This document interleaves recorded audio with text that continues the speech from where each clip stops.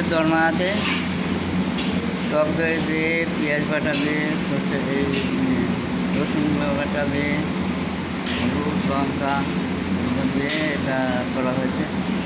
আপনারা সবাই একটা করে লাইক করবেন। পটলের দরমা হয়েছে, এরকম যদি আপনাদের বাড়িতে খেতে ইচ্ছা করে আপনারা বানিয়ে খেতে পারেন।